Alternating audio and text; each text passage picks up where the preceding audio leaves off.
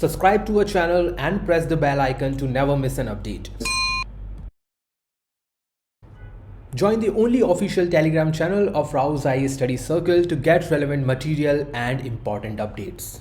Hello everyone and welcome to Daily News Simplified, your one-stop solution to the detailed analysis of current affairs published in the Delhi edition of the Hindu newspaper. Articles dated 25th of May 2021 are put up for today's discussion, and the timestamping for the same articles are given in the description box. So let us begin with the first article itself. Before we begin with the discussion, here is a very important announcement for you in case you are confused about which optional subject to choose, how to find the best teachers, and where is the right kind of academic support for your optional papers, and above all, how to actually prepare for the same during these very difficult and challenging times. Then let me tell you that Rao's IAS has the best solution for your optional subject related problems. And for this very reason, we are going to conduct 3 live online counseling sessions in which Vikram sir is going to talk about sociology, Indrajit sir is going to talk about geography, and Paramjit sir is going to talk about history on 29th of May. These optional batches are starting from 4th of June 2021 via live online classes. Now consider this as a call to all those who wish to completely cover the optional subject by December 2021. Now this will ensure timely coverage of optional subject, and then you can focus your attention completely on prelims from January or February 2022. Now as you all know that Rao's IAS is offering guidance for political science, public administrations, history, sociology, geography, economics and psychology from Delhi, Jaipur and Bangalore centers, and all these counseling sessions have already been taken by our faculties on 22nd of May. The video of the rest of the sessions conducted on the same day are available on Rao's eLearn platform. Sign in to your free eLearn account and watch these videos available under video series Optional Counseling 2021. Let us now begin the discussion. This article is related to the recent controversy which came in the news related to the Union Territory of Lakshadweep.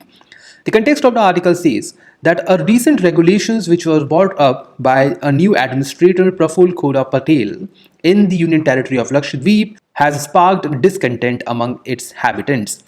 The regulation actually empowers the government to constitute a planning and development authorities to plan the development of any area identified as having bad layout or obsolete development. Now what does it mean? Suppose this is an island of Lakshadweep. Take any case, say it is a mini Koi island. Out of this island, let's say there is some haphazard and unregularized habitation in the eastern part of this island. Now, what these planning and development authorities will do, they will provide a regularization and planned development of these areas. Along with this, an authority thus created or the authority which will be created by this regulation would be a corporate body where it will have representation from the government and government appointed chairman, a town planning officer and 3 expert government nominees beside the 2 local authority representatives. So this body will provide all kind of regulatory measures as far as developmental work in the Lakshadweep Union Territory is concerned. Now, there are both positives and negative outcomes of this initiative. As far as positive initiative is concerned, it will provide organized development. It will also regularize the settlement in the Union Territory and it will promote the tourism sector of the island.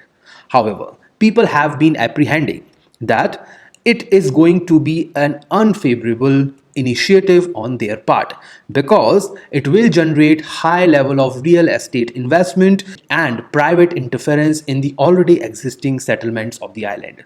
It will also bring heavy investment and may also pollute the localities. Lastly, the people have been complaining that these kind of initiative will remove them from their age-old settlements, and in the name of development, they can be denied right to survive or right to live in a particular locality.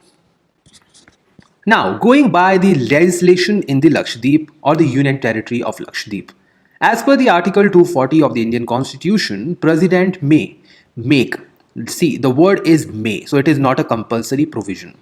So President may make regulations for peace, progress and good government. So the word is government, not governance, of the Union Territory of Andaman and Nicobar, Lakshadweep, Dadar, Nagar Haveli and Daman and Diu. They have been combined recently Pondicherry or Puducherry, and lastly the Ladakh since 2019.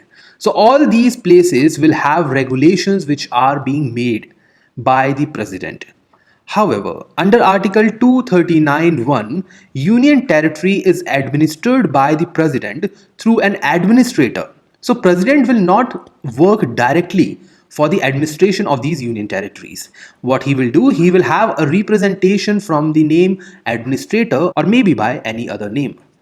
This administrator would be appointed by the president and not by the parliament, or this administrator will not be an elected body. This administration, therefore, can bring the regulation on the behalf of the president with effect to bring changes in the routine administration of Lakshadweep. So, whatever the current administrator of the Lakshadweep has done through the regulation, he can do this under Article 239(1) of the Indian Constitution. Hence, this is completely constitutional and a legal mean. Lakshadweep, like many other islands, is a union territory. So there are two union territories which are part of the island groups, first being the Lakshadweep and the other being the Andaman and Nicobar. Andaman and Nicobar is not regulated through the administrator, there is lieutenant or lieutenant governor. So Lakshadweep is a union territory without the legislative assembly. So there is no member of legislative assembly or MLAs, there is no Vidhan Sabha in the Lakshadweep. There are as of now two union territories which have legislative assembly, first being your Delhi and second being your Puducherry. In the near future, Jammu and Kashmir will also have their own separate legislative assembly being a union territory. In the case of Lakshadweep, at local level, there are directly elected government bodies including the Panchayati Raj institution. So it works like this.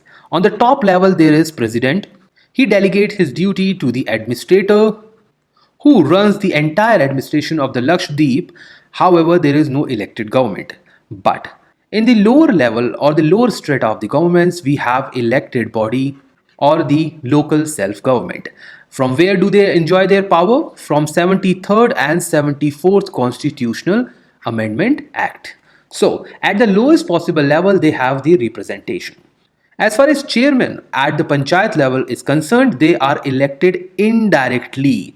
Well, this provision is different for different states and union territories. So, government or the central government can decide respectively what is going to be the mean of election as far as chairperson of these panchayati level is concerned. From this slide, you can see that I have provided you the all union territories which are part of the Indian Union. These are total 8 in numbers. Earlier they were 9. However, recently Dadar, Nagar Haveli and Daman and Diu have been combined together. The first one being your Delhi, of course, Delhi NCT. Second is your Andaman and Nicobar. Third being your Lakshadweep, which is also part of the discussion. Next is your Dadar and Nagar Haveli. Sixth is your Pondicherry. Well, fifth was one of the Dadar and Nagar Haveli and Daman Diu. However, they have been combined. So there is no fifth as of now. The seventh is your Chandigarh. Eighth is your Jammu and Kashmir. And last is your Ladakh. Both these are part of your Jammu and Kashmir Reorganization Act 2019. This entire composition is given in your Schedule 1 of the Constitution and its second appendix or second part. So this is your second part. In your first part of the Schedule 1, you have names of your states in India, in which J&K is not available. It has been amended. Now we come to the basic information about the islands of Lakshadweep. As far as location is concerned, they are situated 200 to 440 kilometers from the Malabar coast in the western direction. When it comes to the meaning, well, Lakshadweep means 1 lakh islands. Administrative center is your Kavrati. The largest island is your Androt. In some of the books, it is given Minicoy. So which is a wrong one. So Minicoy is not the largest island of Lakshadweep, it is the Androt. You can go through the district administration website of the Lakshadweep. The population as per 2011 census was 64,473, which is not to be remembered. However, one thing is important, the sex ratio is 946 despite having similar kind of societal setup as available in the state of Kerala. The sex ratio is low and the child sex ratio is extremely low, which is even below the national level of 914. As far as density is concerned, it is 2013. So if the UPSC says that union territories in India do not have density above 1000 or above the national standards or the national level, it is extremely wrong. The density in Lakshadweep is very high. There is only one district in the entire union territory. The jurisdiction of or the judiciary lies to the Kerala High Court, which is the nearest High Court. The size of the union territory is to be the smallest. So this is also one of the fact. The smallest union territory in India is Lakshadweep. Now, you should comment in the comment box that which is the largest union territory in India. Okay, so after all 2019 the fact has changed, so just comment in the comment box that which is the largest union territory in India. And lastly, the language, as it is the nearest to the Kerala, the language spoken in Lakshadweep is Malayalam. Now we should also know something about IDA. It was constituted in 2017 under Ministry of Home Affairs. Why Ministry of Home Affairs? Because this ministry is responsible for the union territories, their administration and routine functioning. This agency actually reviews the progress made towards the programs, holistic development of island. So whether you talk about the infrastructure development, tourism, socio-economic development of the islands, well, this agency takes care of all. It is a kind of a meeting point where the different representatives come together, sit together, plan ahead for the future development. The best example is to develop model tourism projects, because Andaman Nicobar and your Lakshadweep are the two areas which are represented in this agency, because it is talking about the island. It is not the union territory. It is talking only about those union territories which are the island. Home Minister of India, Mr. Amit Shah, is the chairman and the CEO of Niti Aayog is its conveyor. The other members of the IDA include the Secretary of the Tourism, Tribal Affairs, Home Secretary, Secretary to the Ministry of Environment, and of course the Cabinet Secretary. Niti Aayog actually has mandated that the task to steer the holistic development of island in the sustainable manner. So Niti Aayog will take the responsibility to steer the holistic development of the islands in India. So they will take all the responsibility. However, they are not the implementing agency. They will work along with the different ministries, departments to provide the best possible development means. Niti Aayog along with the Island Development Agency have been working very extensively to provide the expansion of small scale industries or MSMEs in the island. They have been doing this through the Lakshadweep and Andaman Nicobar Island Industrial Development Scheme since 2018, which was notified in 2019. So under this scheme, what government is doing along with the Niti Aayog, that they are trying to set up large number of MSMEs in these island areas in order to develop them and provide the employment opportunities and also of course the development of socio-economic aspects of these islands.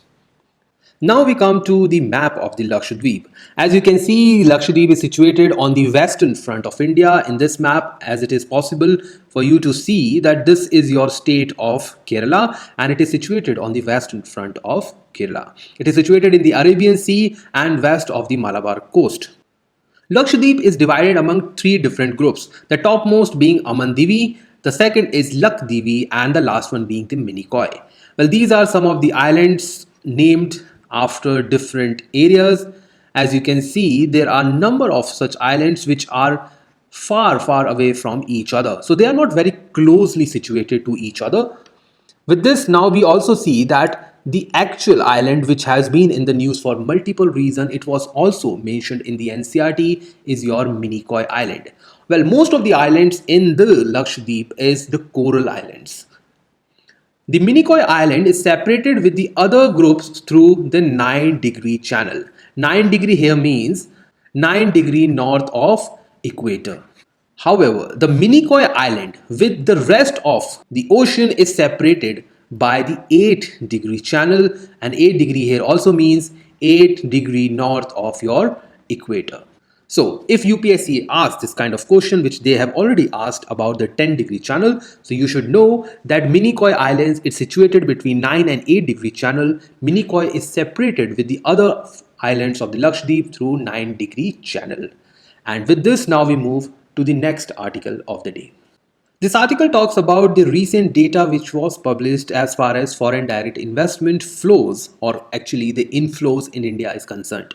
It says that foreign direct investment flows to India has grew by 10% in the last financial year, and it has touched a high record of 81.72 billion this year. So you can use this as one of the facts to mention in your answer writing as well. With FDI equity inflows rising to the 19% to almost $60 billion.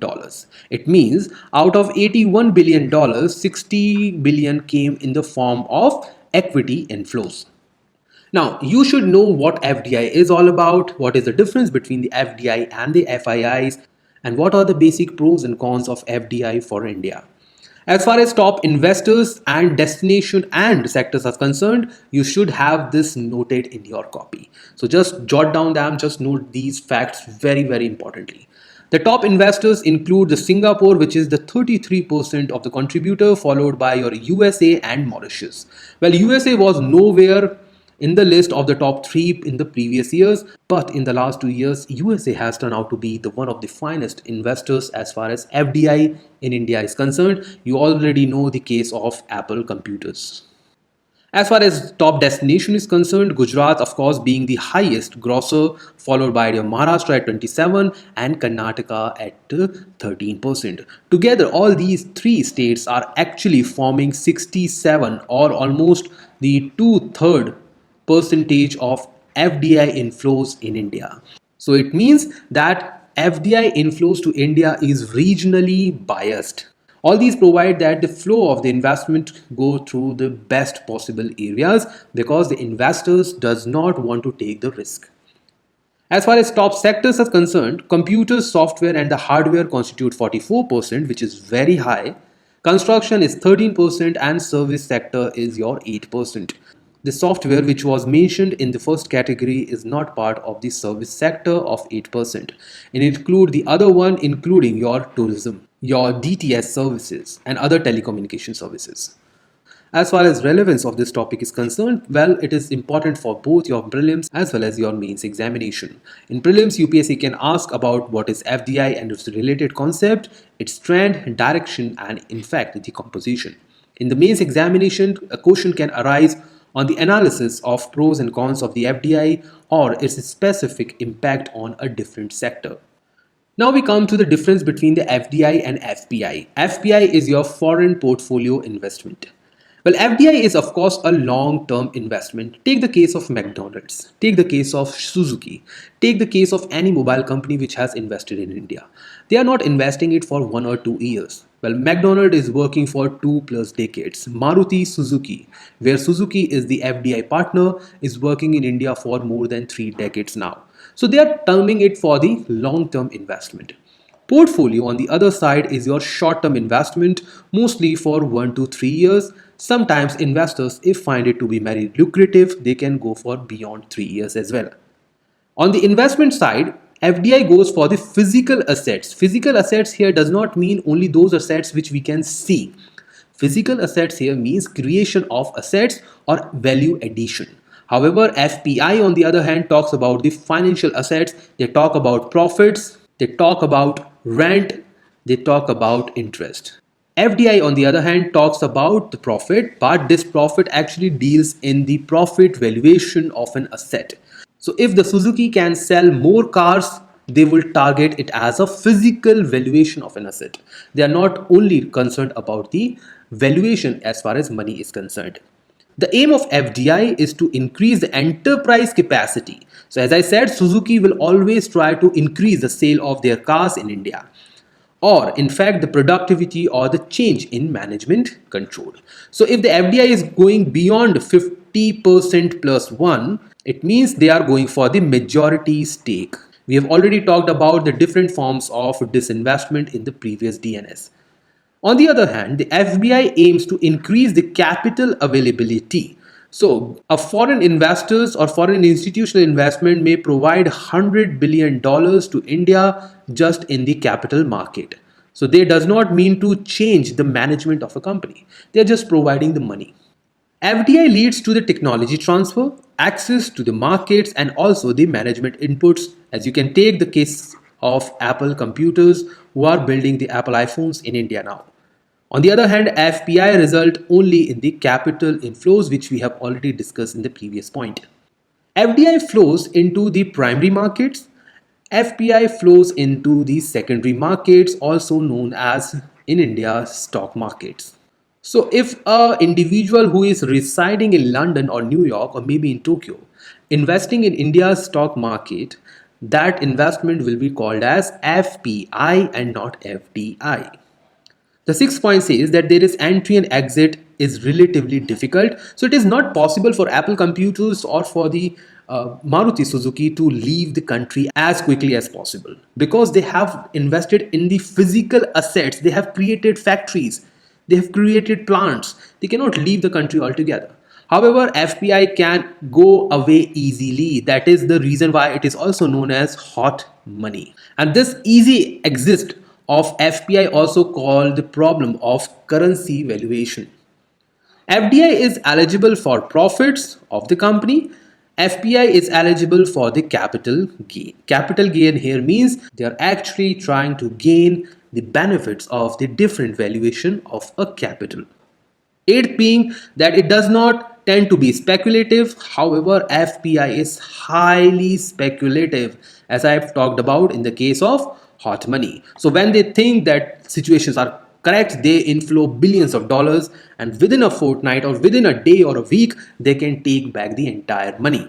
This can actually destabilize the country, and actually this speculative attack is one of the reasons why India is not going for the complete or the universal capital account convertibility. India still have partial convertibility on the capital account of balance of payment.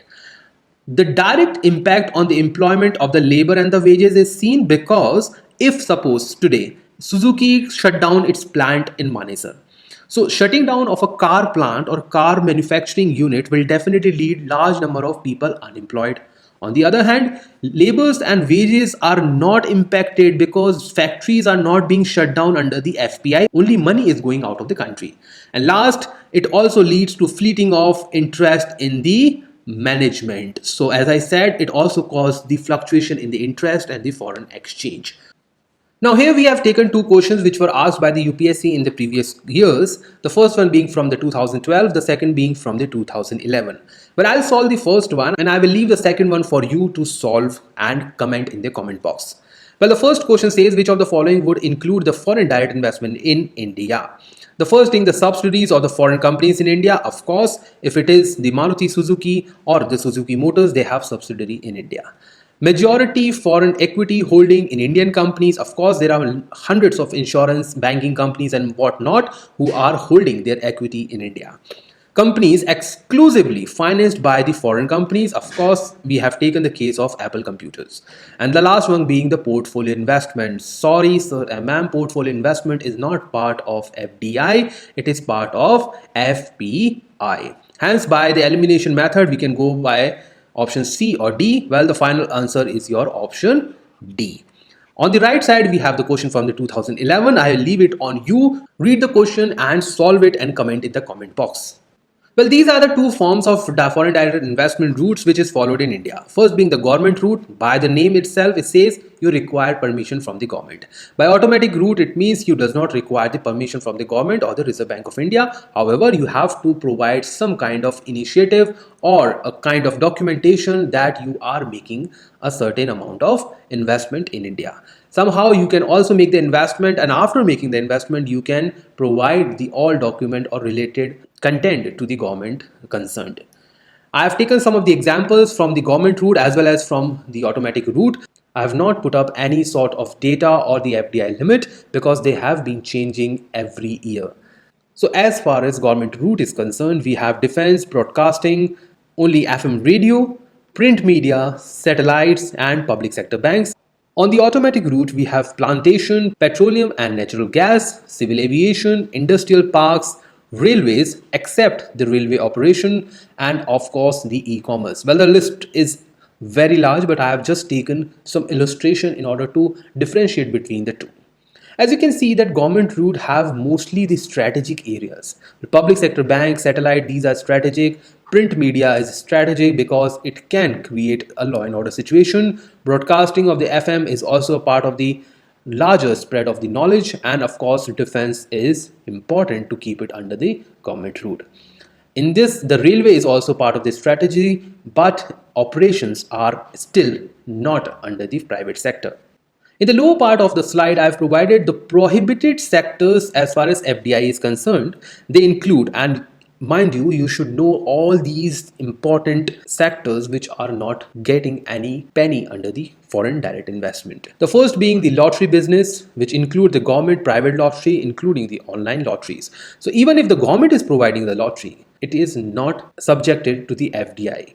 Gambling, betting, as well as the casinos, your chit fund, Nidhi companies, trading in the transferable development rights, real estate business, construction of farmhouses, but the real estate business does not include development of the townships, construction of residential, commercial premise, roads and businesses. Trump Tower in Delhi, NCR and Trump Tower in Mumbai are part of your FDI.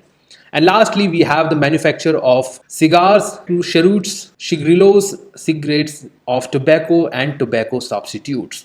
Now, most of you have been wondering that why one item is missing, which is your agriculture.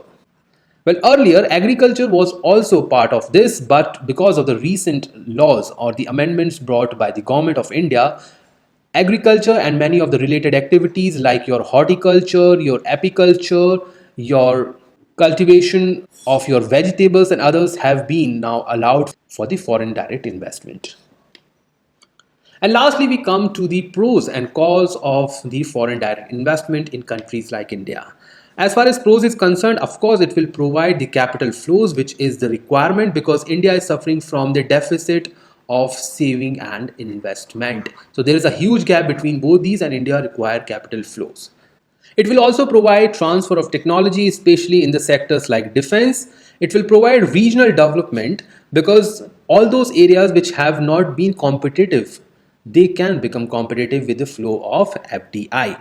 It has also increased the competition that benefits the economy, competitive activities, because domestic companies are competing now with the foreign nations. So companies like Tata, Maruti are now competing with your Hyundai and Honda and other Toyota Motors, and they are fighting for the best competitive place in the market. It also provides favorable balance of payment because FDI is part of your capital account, and surplus in the capital account can help India to fight its high negative balance of trade in the balance of payment calculations. And lastly, it provides increased employment opportunities as well. You can take this through the example of your Uber cabs. So Uber came in India, they provided employment to thousands of cab drivers in India. So it also creates employment opportunities. As far as cons are concerned, it provides low level of research and development because the companies are not ready easily to share their latest technology. So Apple will not share its IPR with Indian companies as such. It also provides the risk of increased capital outflows. So because the profit which are generated in these companies is outflow to the rest of the world. So suppose this, a company has made $100 billion of investment. In the next 20 years, each year they are earning 20 billion of profit, and somehow they end up earning 400 billions of profit. It means actually there is a capital outflow from India. Stifling of the domestic competition and entrepreneurship. Well, if the MNC is very, very large, take the case of Amazon.in. Amazon.in can provide hundreds and thousands of discounts for n number of period in the future. However, small companies like Myntra or maybe Snapdeal or maybe many others will not be able to do that because they cannot compete at a higher scale. It will also cause to the erosion of the host culture because of the westernization and the modernization of the Western culture in India. We can also create a erosion of our domestic culture. It will cause a disruption of the domestic business practices because as the company comes to the country, they bring their own global practices, and that actually changes the work culture altogether in the country. And the last being that it provides a risk of interference by the foreign governments. You already know the case of WhatsApp, and of course the case of very popular app known as TikTok. So, in fact, the foreign investment is also being subjected to the international affairs as well as the bilateral affairs, and it can also lead to the interference by the foreign entities. With this, now we move to the next article. Well, the next article talks about the recent move taken by the government of India to appoint the next CBI director in India. So from the article itself, we come to know that Government of India is trying to appoint the new CBI director to continue the process of CBI functioning and the management. But beyond this article, what we will read about, what we will discuss about is that what is the background of the CBI, some controversy attached to the CBI, and the very important case of Vineet Narayan. Well, CBI has its origin in the Special Police Establishment. It was set up in 1941 by Government of India, of course, the British government. So after this, government enacted the Delhi Special Police Establishment Act 1946. This is the most important act and the basis of the CBI. This was enacted after the Second World War, and it provided for the constitution of special forces for the investigation of offences alleged to have been committed under Prevention of Corruption Act 1988. Now you must be wondering that how can they create an act in 1946 with an objective of an act of 1988? Well, the objective in 1946 was to create a special force. All right. And based on this, they have created force or a special unit known as CBI. But CBI is not a statutory body, it is deriving the powers to investigate from this specific act. As you can see, the CBI derives the power to investigate from the Delhi Special Police Establishment Act 1946. So, CBI was not constituted under this act, never get confused on that point. After the promulgation of this act, superintendence of the Special Police Establishment was transferred to the Home Department, and its functions were enlarged to cover all departments of Government of India. That means this act actually covers each and every department of Government of India. So all the cases of corruption, all the Prevention of Corruption Act cases are covered under this act. Later, the jurisdiction of this act was extended to all the union territories, and the act provide for its extension to the states with the consent of the state government, and this is the possible reason why there was a contentions between West Bengal and the center previously, where West Bengal denied to provide the consent to the CBI. So when the jurisdiction actually covers all the union territory, it means CBI also covers its jurisdiction over all the union territories. So when a CBI is conducting an investigation, let's say in Delhi, or now most probably the Jammu and Kashmir, they would not require any form of consent. However, if they are doing it on the states, they require consent. The headquarters of the SPE was shifted to Delhi, and the organization was put under the charge of Director Intelligence Bureau. However, this has changed. In 1948, a post of Inspector General of Police, which is also known as IG in the popular terms, SPE was created and the organization was placed under his charge. Prior to the enactment of the Lokpal and Lok Ayukt Act 2013, you must have been aware of this, that this act is a consequence of a nationwide peaceful and non-violent protest under Anna Hazare, where government was forced to bring this act which was pending for over 3 decades. So prior to this act, the Central Vigilance Commissioner was the chairperson of the selection committee, as per the Section 4B of DSPE Act. It means when CBI director was appointed by a select committee, the chairperson of that select committee was the CVC or the Central Vigilance Commissioner. However, this has changed. Why? Because in the previous method, an executive or a bureaucrat was appointing the other bureaucrat. Now, the Lokpal has brought basic changes. As per the Lokpal Act 2013, the central government shall appoint the director on the recommendation, so they cannot appoint it without the recommendation, and this recommendation should come from a committee which consists three important members.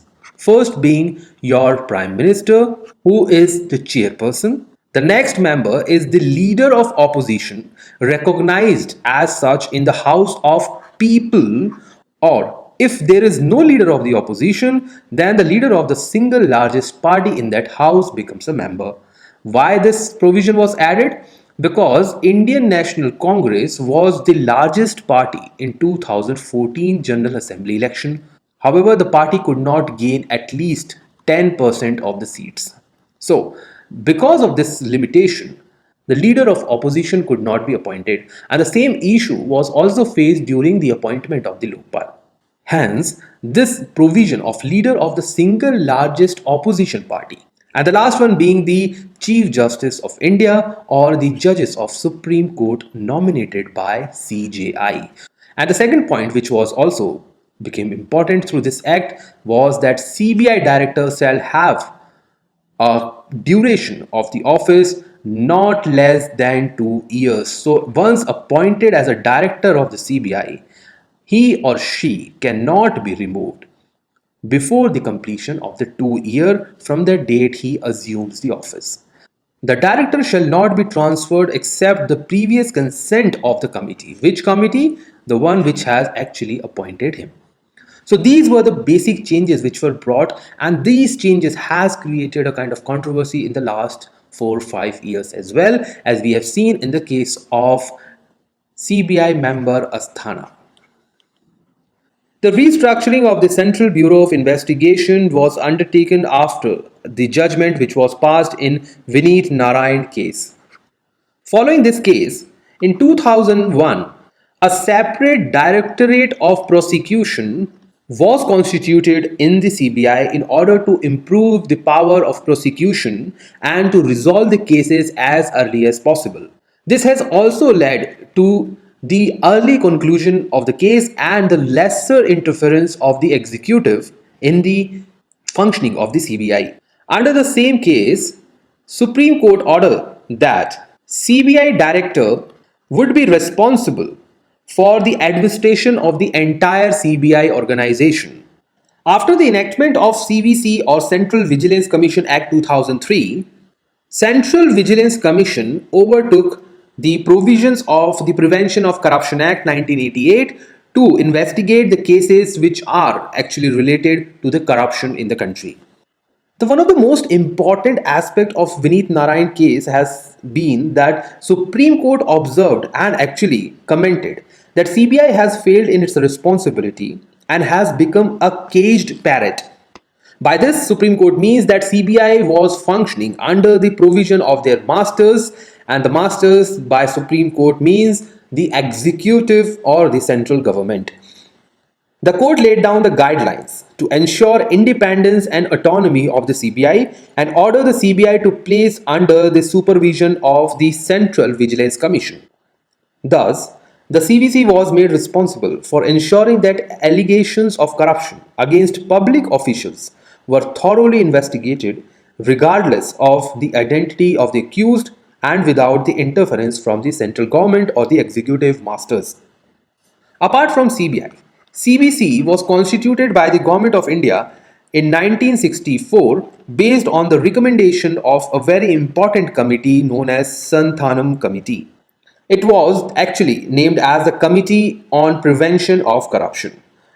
Government of India then passed the Central Vigilance Act in 2003 to provide the statutory status to the CVC. So, as per the CVC Act, the Commission exercises superintendence, give direction and review the functioning of the Delhi Special Police Establishment insofar as it relates to the investigation of offences alleged to have been committed under the Prevention of Corruption Act 1988.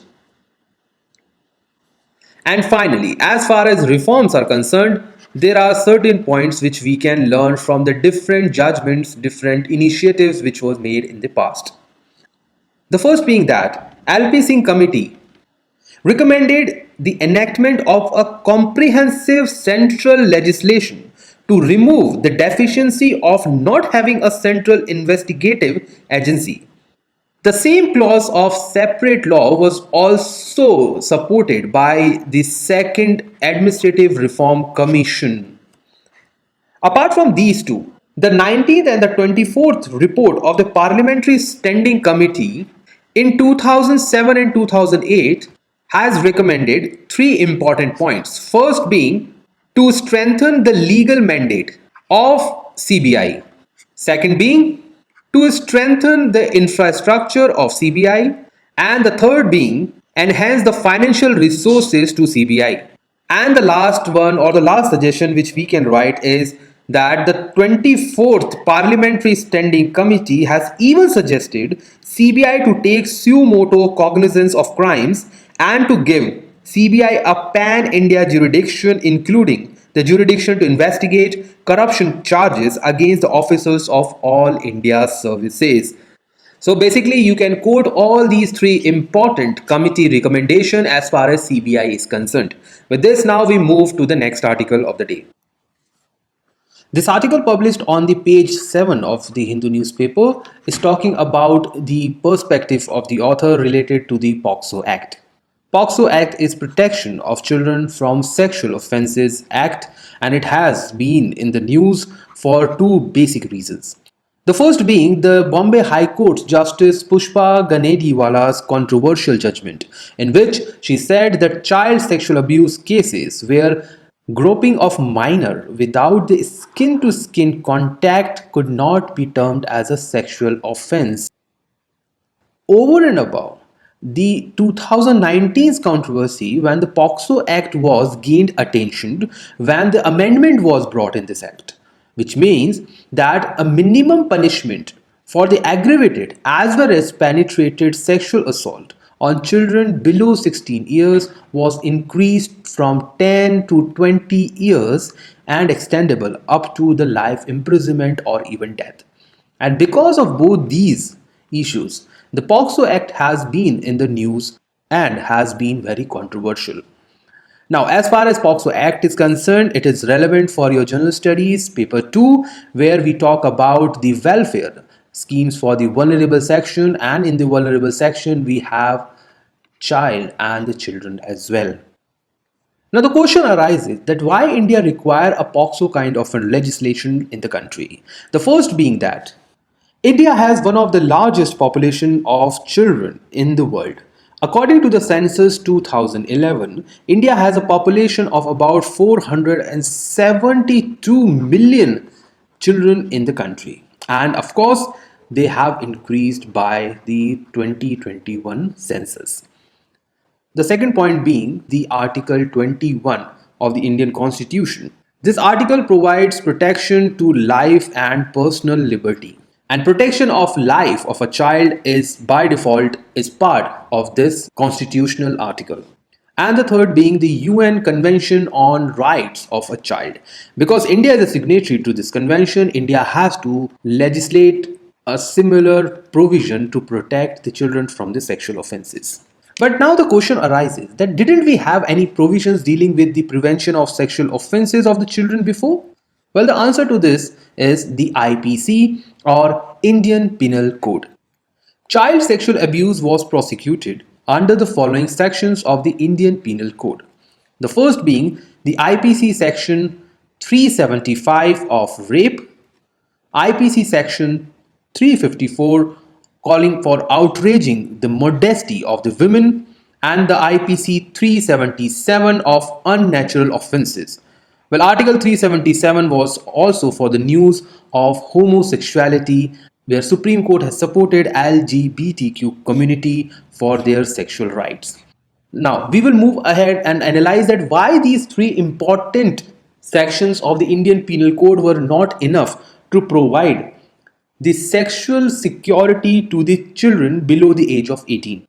As far as Section 375 of rape is concerned, it does not protect the male victims or anyone from sexual act of penetration other than the traditional penovaginal intercourse. However, technicality is not concerned. The point is, it is gender biased. As far as Section 354 is concerned, it lacks the statutory definition of what modesty is. So it does not provide what modesty of a woman is. So there is no definition in the IPC as such. And the last being Section 377, which calls for unnatural offences. And even here, the term unnatural offences is not defined. So because of these three limitations, these sections have been very limited when it comes to the prevention of the children from the sexual offences. So the POCSO Act has been enacted to protect children from the offences of the sexual harassment, sexual assault, pornography, and it also provides for the provision of special courts for the trial of such offences and related matters and incidents. The POCSO Act has provided very important provisions which have been very helpful in preventing the children from the sexual offences. The first thing, of course, the issues which we have talked about in the IPC, and this POCSO Act is gender neutral. So it recognizes both male and the female. It recognizes boys and they can be victim of the sexual offences. It defines a child someone under the age of 18. The Indian Penal Code does not recognize the sexual assault can be committed on the boys. Why this discrimination is there? Because Indian Penal Code is a century old legislation. As we have said, it is from 1860 British era. Apart from the gender neutrality, the Act also increased the scope of reporting sexual crimes against the children. It expanded the definition of the sexual assault to include both non-penetrative sexual assault and the aggravated penetrative sexual assault. It means that even touching in an indecent manner, pornography, abusing a child, and related matters can be covered under the POCSO Act. And this act has also included the punishment for a person in position of trust of authority like the public servant, staff of education institution and police for their respective responsibility. So a principal of a school will be held responsible if any sexual assault over a child in his school is committed. Notably, this law recognizes sexual harassment of a child which involves including the touch. So if there is an indecent touch by an adult member to a child, they can be booked under this act. And it also recognizes stalking, making child expose themselves and even exposing themselves to the child as a part of a illegal or a nuisance activity.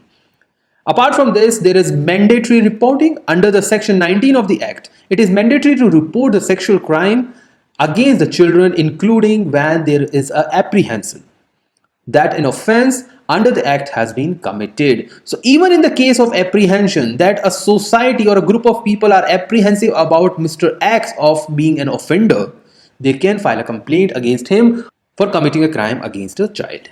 And the last being the burden of proof. This child protection law is also unique because it provides or it places the burden of proof on the accused.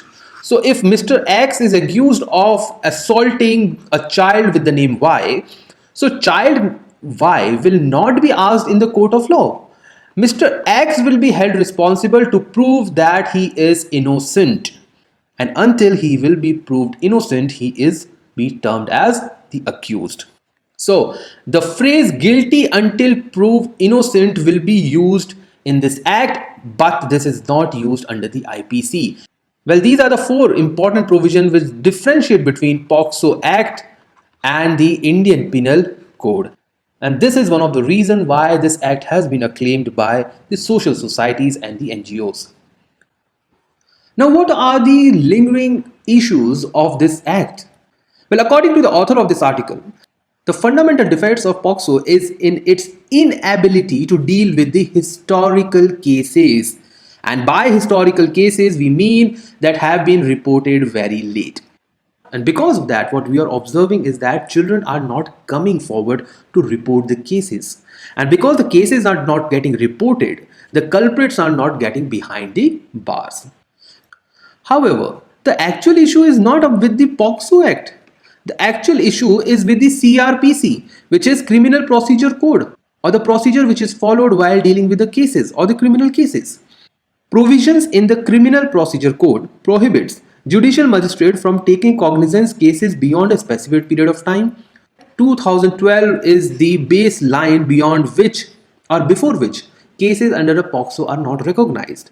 And the children who are at the age of adulthood right now are getting failed to report the crimes at the earliest. The Union Ministry of Law and Justice, at the request of the Minister for Women and Child Development, had clarified that no time limit shall apply to POXO cases. With this, now we move to the next article. So now we come to the last part of our today's discussion, which is the scheme of the day. The scheme which we have taken today is the scheme of mega investment textile parks. This scheme was announced recently by the Minister of Finance, that is Nirmala Sitharaman, in her budget speech.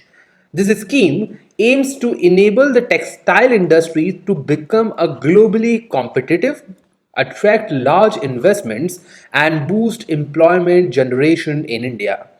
It also tries to create a world-class infrastructure with plug and play facilities to create global champions in exports. Now, what is plug and play? It simply means a concept which refers to the ready facilities in terms of buildings, power, water, sewage connectivity, road connectivity, beside other things including the clearance in hand required to start a business or even an industry. So it is like this, that government will provide the property, they will provide the road, water, electricity connections, they will provide already clearances to the industrial houses, and then promising investors can come, can set up their units and start the production of different commodities. In this case, or in the case of Mitra, it is the textile related firms and industries. The third objective of the scheme is to double the industry size to US $300 billion by the year 25-26. This scheme was launched with addition to the PLI scheme. Now, what is PLI? It is production linked incentive. We have already discussed PLI in various other previous DNS discussion, so you can go through the search engine in the YouTube and go through all the discussions.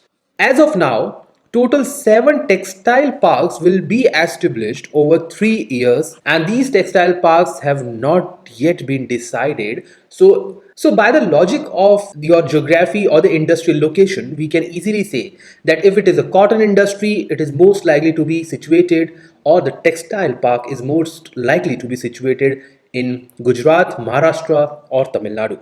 If it is related to the jute industry or jute textile, it will be associated or it will be established somewhere in West Bengal. If you are talking about the polyesters and other related goods, it will be established near a respective market.